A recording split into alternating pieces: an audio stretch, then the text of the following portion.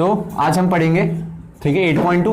कल मैंने क्या कराया था, 8.2 में मैंने टेबल बनाना सिखाई थी और टेबल में मैंने सबसे पहले 45 डिग्री एंगल फाइंड करना सिखाया था, ठीक है। 45 डिग्री सबका, साइन 45, कॉस 45, टेन 45 सबके। फिर मैंने 30 और 60 निकालना सिखाया था, ठीक है। तो इतना मैंने सिखा दिया। बाकी वैल्यूज, ठीक है, बाकी जो वैल्यूज रहती है जैसे सुन लो, ठीक है, साइन, ठीक है। बाकी 0 और 90 डिग्री कैसा आता है वो भी मैं समझा देता हूं, ठीक है। 0 और 90 डिग्री की रीजनिंग कि जैसे साइन 0 तुमने टेबल में देख लिया होगा कितना है, साइन 0 0 होता है। अब वो ऐसा क्यों होता है जरा ध्यान से समझना। पहले मैं 0 डिग्री समझा रहा हूं। तो ये ट्राइंगल देखो, ठीक है, इसका नाम दे दिया मैंने ABC, ठीक है। इसका प्रूफ वैसे नहीं है जैसे 30 डिग्री का था, 60 डिग्री का था और 45 डिग्री का था। इसमें रीजनिंग लगेगी। रीजनिंग क्या है, ये को ट्राइंगल लिया ABC, ठीक है। अब मान के चलो ये एंगल ले लिया थीटा, मान ले थीटा। अब ये थीटा लिया तो खुद ही बताओ साइन थीटा की वैल्यू कितनी आ जाएगी, बताओ। साइन थीटा के लिए आ जाएगी AB अपॉन, ठीक है, AC, ठीक है, परपेंडिकुलर अपॉन हाइपोटेन्यूस। तो अगर हमें ये लर्न नहीं होगा तो फिर ट्रिग्नोमेट्री करना बहुत डिफिकल्ट है, ठीक है, कि sine theta perpendicular upon hypotenuse होता है, ठीक है भाई। आप खुद बताओ, अगर ये एंगल, ठीक है, ये एंगल को हमने 0 कर दिया तो अगर थीटा एंगल 0 हो गया ना, इट मींस ये लाइन होगी नहीं, ठीक है। तो अगर इस एंगल को मैंने कितना कर दिया, थीटा को 0 डिग्री, अब यहां पे लिख रहा हूं थीटा इक्वल टू 0 डिग्री। अब थीटा 0 डिग्री हो जाएगा तो खुद ही बताओ ये लाइन तो होगी नहीं ना। ये लाइन किसके ऊपर ओवरलैप करेगी, ये लाइन ओवरलैप करेगी, C है, और ये पूरी लाइन कहां पे आ जाएगी, यहां पे।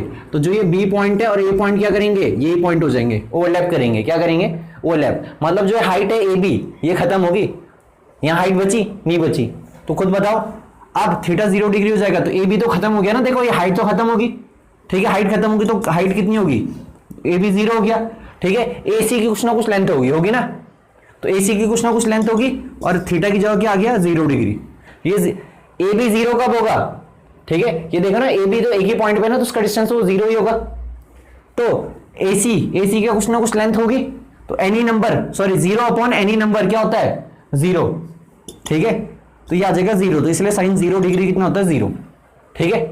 ऐसे ही बाकी भी निकलेंगे, जैसे cos 0 क्या, तो cos थीटा यहां से कितना निकलेगा बताओ, cos थीटा निकलेगा बेस अपॉन हाइपोटेन्यूस। तो बेस कितना है इसका, BC, और हाइपोटेन्यूस कितना है, AC। फिर वही चीज जब थीटा 0 हो जाए क्या हो जाए, अब खुद बताओ, जब ये थीटा 0 हो जाएगा तो AC किसके ऊपर ओवरलैप करेगा, BC के ऊपर ओवरलैप करेगा, तो ये हाइट क्या हो जाएगी, खत्म हो जाएगी। तो अब खुद बताओ cos 0 डिग्री, तो BC की लाइन तो कुछ ना कुछ होगी ना, तो BC कुछ ना कुछ होगा ही होगा, ठीक है। लेकिन जो हमारा AC है क्या है, ठीक है, जो हमारा AC है, तो AC, अब तुम खुद बताओ AC और BC तो बराबर थे ना, तो मतलब मैं AC की जगह क्या लिख सकता हूं, BC। तो BC से BC कटेगा तो cos 0 कितना जाएगा, तो इसीलिए cos 0 1 आता है, ठीक है। रीजनिंग समझा रहा हूं मैं, ठीक है।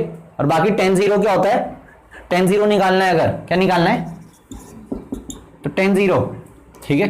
तो tan 0 क्या होता है, tan, ठीक है, थीटा। तो tan थीटा यहां से कितना निकलेगा, परपेंडिकुलर अपॉन, तो AB अपॉन BC। अब if theta equal to 0 degree, if theta equal to 0 degree, तो खुद बताओ थीटा 0 डिग्री हो जाएगा, ठीक है। तो बताओ ऐसी ओवरलैप करेंगे, तो बताओ परपेंडिकुलर, तो परपेंडिकुलर तो खत्म हो जाएगा ना, ठीक है। तो जो हमारे परपेंडिकुलर है ये कितना हो जाएगा, 0, और BC बचेगा। BC तो कुछ ना कुछ होगा ही होगा, और 0 अपॉन एनी नंबर मतलब 0 को छोड़ के, ठीक है, क्या होता है 0। तो tan ये 0 डिग्री है, tan 0 डिग्री कितना आ गया, 0। तो ये मैंने प्रूव कर दिया। ऐसी बाकी तुम खुद निकाल देना 0 डिग्री के, ठीक है। तो बाकी 3 और बच रहे 0 डिग्री के, वो सेम ऐसे हो जाएंगे। साइन 0 डिग्री निकल गया, उसका रेसिप्रोकल करोगे तो क्या निकल जाएगा, cosec 0। क्यों, साइन और cosec क्या होते हैं आपस में, रेसिप्रोकल। अगर cos 0 निकल गया तो sec 0 भी निकल जाएगा, क्योंकि cos और sec आपस में क्या होते हैं, रेसिप्रोकल। ऐसे ही tan 0 निकल गया तो cot भी निकल जाएगा, क्योंकि tan और cot आपस में रेसिप्रोकल होते हैं। तो इतना नोट करो, फिर 90 डिग्री का समझाता हूं। तो मैंने आपको 0 डिग्री समझाया, ठीक है, कि 0 डिग्री के कैसे रीजनिंग है, कि क्या जो भी वैल्यूज है वो कैसे आपके ये सारी चीजें आती हैं। अब मैं सिखाता हूँ 90 डिग्री। 90 डिग्री भी सेम ही है, ठीक है, सेम ही मतलब अब जरा ध्यान से देखना। 90 डिग्री कैसे आते हैं, मैं सिर्फ एक दो के बताऊंगा, बाकी तुम खुद करना, ठीक है। तो 90 डिग्री की वैल्यूज मैंने लिखा ही रखी कल, वो सारी आती कैसे। अब जरा इसमें भी ट्राइंगल देख लो, तो ये ट्राइंगल बनाया, ठीक है, इस ट्राइंगल का नाम दे दो ए बी और सी, ये 90 हो गया, ठीक है, और इस एंगल का नाम दे दिया थीटा, ठीक है। अब खुद बताओ, यहां से अगर मैं साइन थीटा निकालूंगा, क्या निकालूंगा, साइन थीटा, तो साइन थीटा कितना निकल जाएगा बताओ, ए बी अपॉन ए सी निकल जाएगा, अरे निकल जाएगा ना।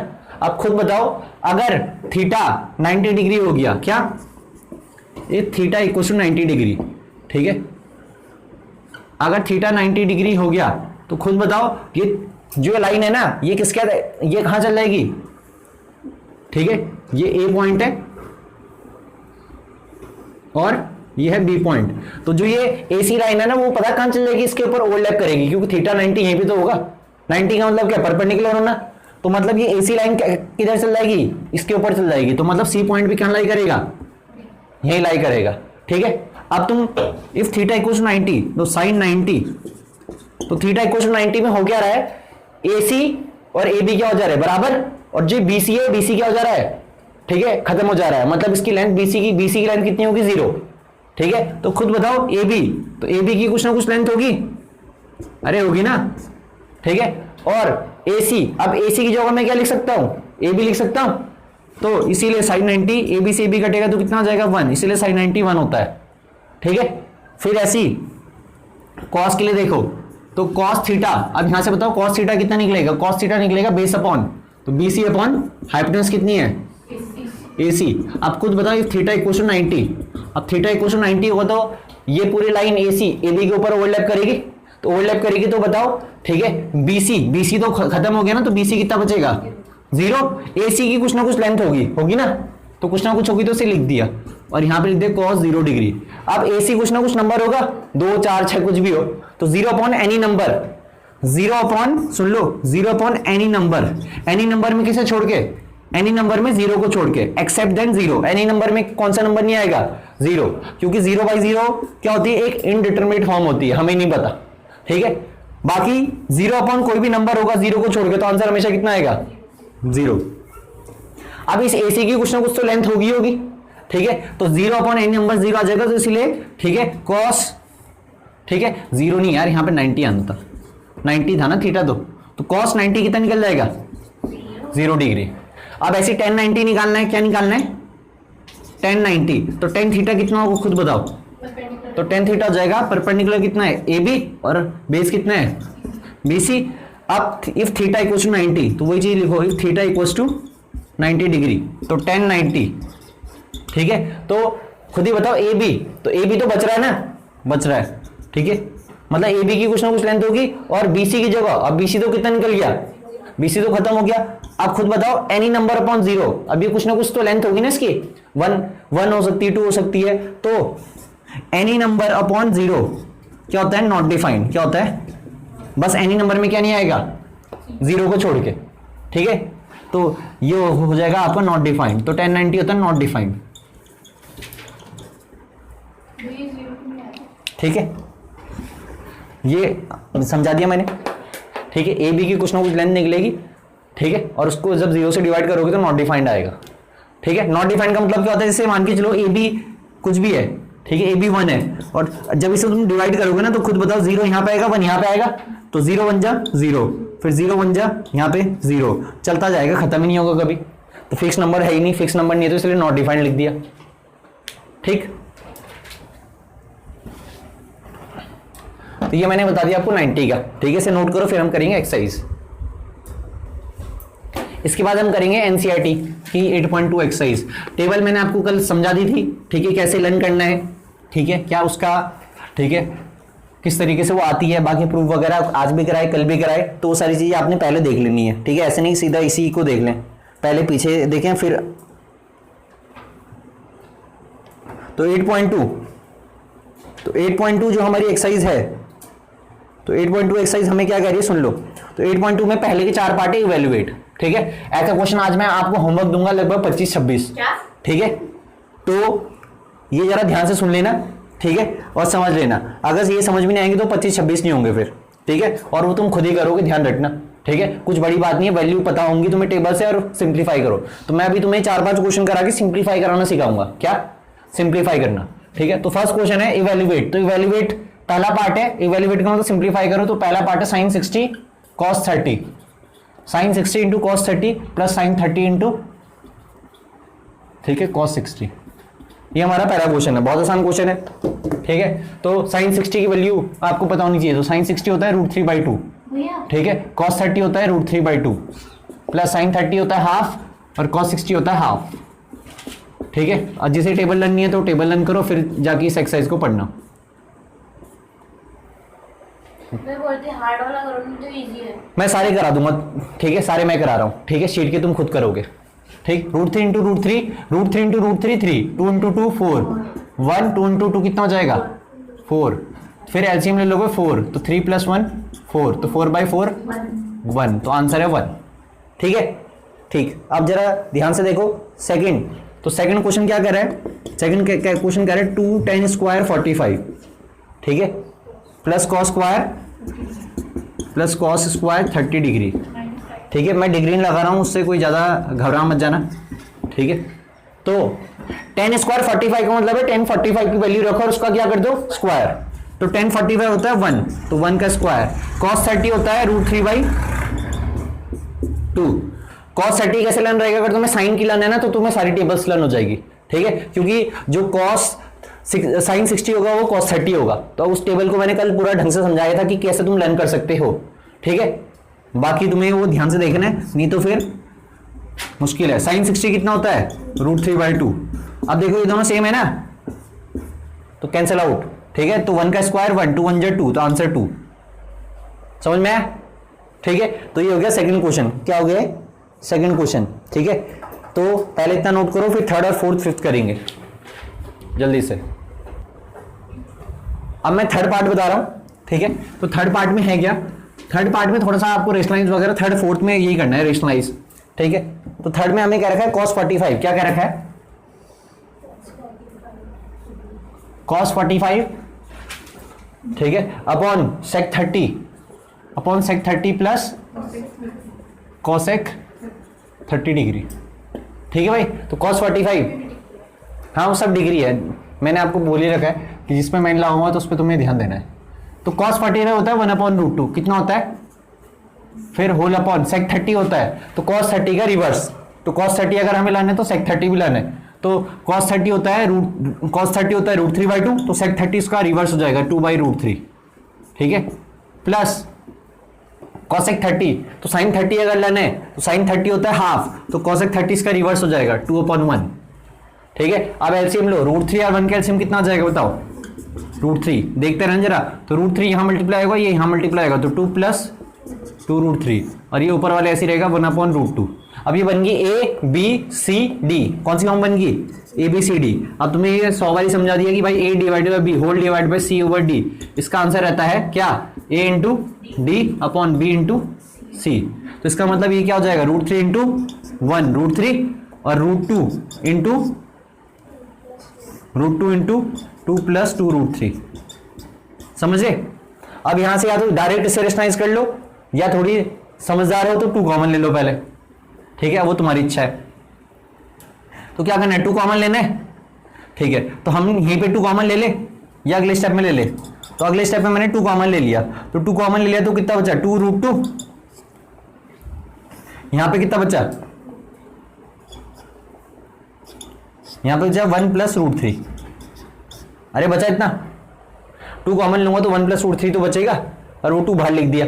अब तुम्हें करना है क्या? अब तुम्हारा आंसर आ तो गया सिंप्लीफाई, लेकिन रूट वगैरह नीचे नहीं रहना चाहिए। सही बात है ना?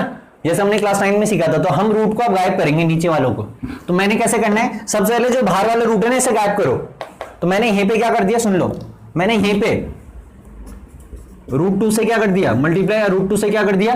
डिवाइड। ऐसा क्यों करा? क्योंकि √2 इंटू √2 कितना हो जाएगा? 2 हो जाएगा। ठीक है, तो यहां पे बता रहा हूं। ठीक है, तो √2 इंटू √2 कितना हो गया? 2, और 2 इंटू 2 कितना हो गया? 4, और नीचे क्या बचा? ठीक है, 1 + √3। तो 1 + √3 को मैं ऐसे लिख सकता हूं √3 + 1। ठीक है, ऐसा इसलिए लिखा, जो बड़ा होता है उसे आगे लिखा करो। तो √3 की वैल्यू कितनी होती है बताओ? ठीक है, बोला था लर्न कर लेना। ठीक है, और रूट 2 की विलन कर लेना। पिछले साल ही बोला था और इस साल तो बहुत काम आएगा अगले चैप्टर में ही। ठीक है, तो मतलब रूट 3 बड़ा इसलिए इसे पहले लिख दिया, पीछे भी इतने कोई दिक्कत नहीं थी, मैं इन जनरली बता रहा हूँ। ठीक है, ऊपर वाला लिख दो। तो ऊपर बताओ रूट 2 इंटू रूट 3 कितना हो जाएगा, रूट 6। ठीक है, फिर आप इसे रेशनलाइज करो तो रूट 3 प्लस 1 है तो इसके अपोजिट, रेशनलाइज का मतलब इसके अपोजिट साइन से मल्टीप्लाई डिवाइड कर दो। ठीक है, सिर्फ इसके 4 को रहने देना, 4 तो बिना रूट के ना।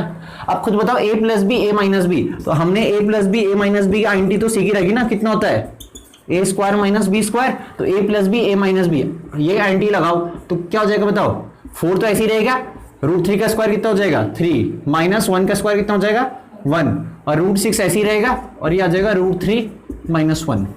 ठीक है, अब वो आपकी इच्छा है कि रूट 6 की मल्टीप्लाई अंदर कराओ या ना कराओ, वो आपकी इच्छा है। ठीक है, तो रूट 6 इंटू रूट 3 कितना हो जाएगा, root 18 minus root 6 upon 3 minus 1 2 और 4 2 जा 8। तो ये भी आंसर आ सकता है आपका। या रूट 18 के फैक्टर्स कितने होते हैं, अरे 18 के फैक्टर्स कितने आते हैं 2 9 जा 3 ऐसे ही तो होता है, तो 2 3 बाहर निकल के क्या हो जाएगा 3 रूट 2 माइनस रूट 6, रूट 6 के तो फैक्टर्स हो नहीं सकते, तो ये आंसर होगा तुम्हारा। ठीक है, लेकिन अगर तुमने इतना भी कर दिया, ठीक है, ये दिमाग लाना है कि इसके फैक्टर्स होंगे कि नहीं, तो ये तो आपका फाइनल आंसर है। ठीक है, तो सिंप्लीफिकेशन समझ में आया कैसे करना है, रेशनलाइज करना है। क्या करना है, रेशनलाइज, नीचे रूट नहीं रहना चाहिए।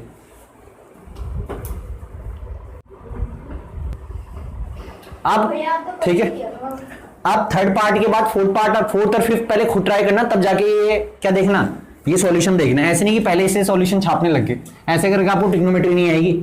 पहले आपको खुद करने पड़ेंगे और तब नहीं आते तब देखो कि भाई कैसी अप्रोच है इन क्वेश्चंस को करने की या सिंप्लीफाई करने की।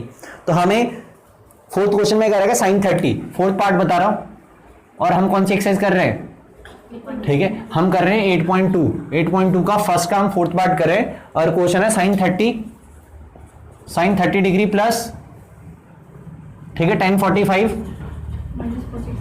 Minus cosec 60 degree upon sec 30 cos 60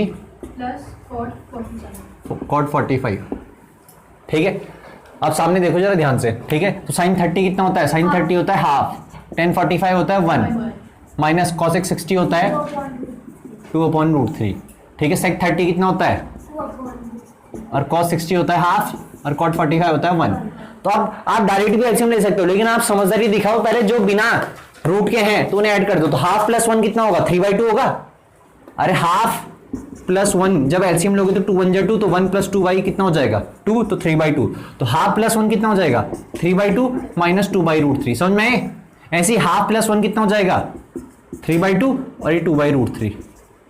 ठीक है, अब आसान हो गया। अब क्या करो, अब लो एलसीएम, 2 और √3 का एलसीएम कितना आएगा 2√3 यहां मल्टीप्लाई होगा तो कितना हो जाएगा 3√3, और 2 2 जा कितना हो जाएगा 4। ऐसे ही √3 और 2 का एलसीएम कितना आ जाएगा बताओ। ठीक है, 2√3, तो 2 इंटू 2 कितना हो जाएगा 4, और √3 इंटू ये कितना हो जाएगा 3√3। अब ये ए और इसे सेम हो गए तो कैंसिल आउट हो जाएंगे। ठीक है, ये मैंने तुम्हें समझा ही रखा है। अब ये आसान हो गया, कैसे, ठीक है, 3√3 माइनस 4 अपॉन 3√3 प्लस 4। अब नीचे से ये रूट गायब करना तो रेशनलाइज कर दो। तो रेशनलाइज कैसे करते हैं, इसी के अपोजिट साइन से। तो 3√3 माइनस 4 से मल्टीप्लाई, और 3√3 माइनस 4 से डिवाइड। अब खुद बताओ इसे क्या पढ़ो, ध्यान से देखो, इस पूरे को a पढ़ो, इस पूरे को b पढ़ो। तो a plus b a minus b क्या हो जाएगा, a square minus b square. तो खुद बताओ, नीचे हो जाएगा 3√3 का स्क्वायर माइनस 4 का स्क्वायर, और ऊपर होगा a minus b into a minus b कितना होता है बताओ। क्या? अरे a minus b into a minus b कितना होता है, a माइनस बी का होल स्क्वायर होता है ना। तो a minus b into a minus b हो जाएगा 3√3 माइनस 4 का होल स्क्वायर। ठीक है, अब इसमें लगेगा फॉर्मूला a माइनस बी का होल स्क्वायर। तो a माइनस बी का होल स्क्वायर फॉर्मूला क्या होता है, ठीक है, a square plus b square minus 2a कितना है 3√3 और b कितना है 4 अपॉन 3 का स्क्वायर 9 और √3 का स्क्वायर 3, तो 27, 4 का स्क्वायर 16, और 3√3 का स्क्वायर कितना हो जाएगा, 3√3 का स्क्वायर हो जाएगा 27, और 4 का स्क्वायर कितना हो जाएगा 16, 4 2 जा 8, 8 3 24, तो ये आ गया 24।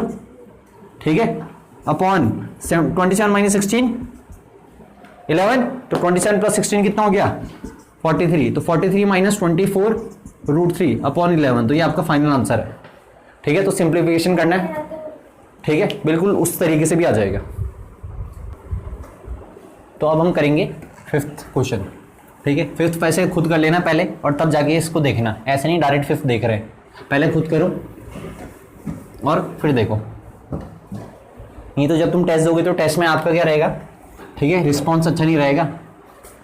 तो 8.2 का फर्स्ट का फिफ्थ पार्ट, ठीक है, इसमें हमें क्या रहेगा 5 cos स्क्वायर 60, ठीक है, 5 इंटू कॉस स्क्वायर 60 डिग्री, ठीक है, plus sec square 30 degree plus, ठीक है, 4 times of sec square 30 degree 8.2, ठीक है, माइनस 10 स्क्वायर 45, ठीक है, अपॉन, ठीक है, sine square 30 plus cos square 30, ठीक है। तो सबसे पहले हम इसकी वैल्यू डाल देंगे, तो कॉस 60 होता है, ठीक है, हाफ, तो 1/2 का स्क्वायर प्लस सेक 30 होता है, तो सेक 30 होता है 2/√3, तो 4 इंटू 2/√3 का स्क्वायर माइनस 10 45 होता है 1 का स्क्वायर अपॉन, ठीक है, अपॉन साइन स्क्वायर 30, तो 1/2 का स्क्वायर कॉस स्क्वायर 30 √3/2 का स्क्वायर, ठीक है। अब इसे सिंप्लीफाई करो तो 1/2 का स्क्वायर हो जाएगा 1/4 और 5 इंटू 1/4 5 इंटू 1/4 हो जाएगा आपका, ठीक है, 5/4, ठीक है, ये हो जाएगा आपका 4, 2 का स्क्वायर 4 और √3 का स्क्वायर 3, तो ये कुछ ऐसा हो जाएगा, ठीक है। इसे मैं 1/4 आ जाएगा इसे सॉल्व करके और 5 बाहर है, ठीक है, -1 होल अपॉन, ये हो जाएगा 1/4 और ये हो जाएगा 3/4, ठीक है। अब इसमें ले लो एलसीएम। अब जब एलसीएम लेते तो बच्चे क्या गड़बड़ी करते हैं, इसके नीचे 1 लिखना भूल जाते हैं, तो पहले से 5/4 प्लस 4 4 जा 16/3 माइनस 1/1, इसके नीचे 1/1 जरूर लिखना, ठीक है। और 4 और 4 का एलसीएम लोगे तो 4 आएगा, ये आ जाएगा 1 + 3। अब 4 3 1, तो 4 3 1 का एलसीएम कितना आ जाएगा, 4 3 1 का एलसीएम आ जाएगा आपका, ठीक है, 12। 4 3 1 का एलसीएम 12 आ जाएगा, 4 3 जा 12, 3 5 जा 15, ठीक है। फिर 3 4 जा 12 और 16 5 जा 80, ठीक है, और यहाँ पे आ जाएगा आपका -12, ठीक है। फिर यहाँ पे आ जाएगा 1 + 3 4 4/4, तो 4/4 तो हो जाएगा 1, तो ये आ जाएगा, ठीक है, 80 प्लस ये आ जाएगा 95 - 12 अपॉन 12, तो ये आ जाएगा आपका 83/12, कितना है 83/12।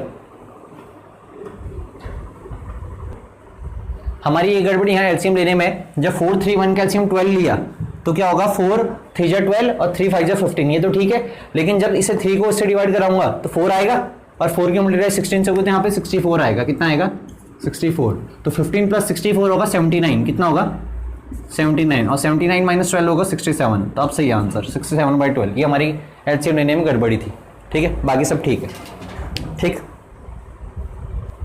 अब मैं तुम्हें जल्दी से अगले सेकंड, तो इसके आगे जो क्वेश्चन है, सेकंड क्वेश्चन के कितने पार्ट है, 4 पार्ट, वो सारे एमसीक्यूज है, तो ऐसे नहीं कि एमसीक्यूज में तुक्के मार देने कुछ भी, ठीक है, उसे सॉल्व करना है। तो जैसे पहला एमसीक्यू है 2 10, पहला एमसीक्यू है, ठीक है, 2 10 30 अपॉन 1 + 10 स्क्वायर 30, ठीक है, और ऑप्शन हमें दे रखे हैं, ऑप्शन क्या दे रखे हैं, ऑप्शन हमें दे रखे साइन 60, ठीक है, कॉस 60, ठीक है, टेन 60 और साइन 30, ठीक है। ये डी ऑप्शन, ये सी ऑप्शन, ये बी ऑप्शन और ये ऑप्शन, इनमें से कौन सा ऑप्शन सही है। तो हम वैल्यू निकालेंगे, जरा ध्यान सुन लो इधर, ठीक है, वैल्यू निकालेंगे, तो खुद बताओ 2 10 30, तो 2 को ऐसे लिखा, 10 30 कितना होता है, 10 30 होता है 1/√3, जरा ध्यान से देखते रहना, 1 तो 1 के नीचे 1 लिख दिया, 10 30 तो 10 30 होता है 1/√3 और 1/√3 का स्क्वायर कितना हो जाएगा, अरे बताओ 1/3। अब ये हो जाएगा 2/√3, ठीक है, और इस 3 और 1 का एलसीएम कितना आ जाएगा 3, तो यहाँ पे आ जाएगा 3 + 1, तो कितना आ गया बताओ इसे सॉल्व करके, 2/√3 + 4/3, तो 3 2 जा कितना हो जाएगा 6 और ये हो जाएगा 4√3 हो जाएगा, अरे इतना हो जाएगा, 1031 नहीं लिखा रहेगा, 1030 1/√3 होगा। कितना होगा? 1/√3। और अगर गलत लिखा हुआ है। मैंने 1/√3 लिखा। अगर आपको कोई दिक्कत हो एनसीईआरटी में टेबल दे रही है, आप वहां से देख सकते हो। अब जरा ठीक है, एनसीईआरटी के पीछे पन्नों में इधर इधर इधर इधर 185। ठीक है पीछे, ठीक है, तो ये पूरी टेबल दे रही है, आप यहां से देख सकते हो। अब इधर देख लो जरा, अब इसे कैंसिल आउट करोगे तो 2 2 जा 2 3 जा, तो 3/2√3। आप यहां पे करना क्या है, 3 को आप क्या लिख सकते हो, √3 से 3 कटेगा तो कितना बचेगा, √3/2। तो ये आया फाइनल आंसर। लेकिन यहां तो इसकी टर्म में दे रखा है। अब ये देखो कि √3/2 किसकी वैल्यू है, तो √3/2 वैल्यू है इसकी sin 60 की, तो sin 60 की वैल्यू होती है √3/2। समझ गए? तो इसका मतलब आपको ये भी आना चाहिए। ठीक है, तो इस √3/2 की जगह क्या लिखूंगा, sin 60। तो हमारा ए ऑप्शन सही है। ठीक है, तो ऐसे तुक्के नहीं मारने इसमें। ठीक है, फिर अब अगला देख लो जरा ध्यान से। अरे 1 मिनट देखो, फिर करते रहना सॉल्व। ठीक है, फर्स्ट पार्ट बताया, सेकंड का अब मैं बता रहा हूं सेकंड का सेकंड पार्ट। तो इसमें भी कुछ बड़ी बात नहीं है। 1 - 10² 45 और 1 + 10² 45 और हमें 4 ऑप्शन दे रखे हैं। ठीक है, तो 10 45 कितना होता है बताओ, 1 और ये हो जाए 1। अब खुद बताओ 1 का स्क्वायर कितना होगा, तो 1 - 1/1 + 1, तो ये हो जाएगा 0/2। तो 0/2 कितना हो जाएगा, 0। तो ये कौन सा ऑप्शन है। अब ऑप्शन हमें क्या क्या दे रखे थे मैं बता देता हूं। ऑप्शन हमें दे रखे थे तो हमारा आंसर आया 0। तो ऑप्शन हमें दे रखा है 1090, क्या दे रखा है पहला ऑप्शन, दूसरा ऑप्शन क्या दे रखा है 1, तीसरा ऑप्शन sin 45 और चौथा ऑप्शन ठीक है 0। तो हमारा आंसर ही क्या है, 0.2 आया ना, तो 0। तो इसका मतलब हमारा डी ऑप्शन सही है। 0 डिग्री नहीं है, 0 है। ठीक है, ऐसी फोर्थ पार्ट आप खुद करोगे। ठीक है, फोर्थ पार्ट देख लो, फोर्थ पार्ट आप खुद करोगे। Fourth part is similar to first part. ठीक है, ठीक, तो पहले इतना ही आज के लिए काफी है। कल हम बच्चे कुछ क्वेश्चन कर लेंगे। ठीक है, थर्ड नहीं करना, थर्ड अभी नहीं करना। ठीक है, क्योंकि आपके लिए होमवर्क मैं दूंगा। अब आपका होमवर्क क्या सुन लो, जो जो मुझे ऑनलाइन देख रहे तो मैंने शीट दे ही रखी है। ठीक है, तुम्हें तो शीट मैंने वैसे टेलीग्राम चैनल पे भी डाल रखी है, तो आप वहां से देख लो। ठीक है, जिस पे ये शीट नहीं है तो इस पे शीट पे practice sheet based on exercise 8.2 के आपने ठीक है 1 से लेकर 19 तक करके लेकर आने, 1 से 19 तक। ठीक है, सारे इसी टाइप में हैं जो मैंने आज कराया आपको। ठीक है, और आंसर्स भी मैंने दे ही रखे हैं। ठीक है, ये हो जाने चाहिए। ठीक, बाकी करेंगे हम। ठीक है, कल।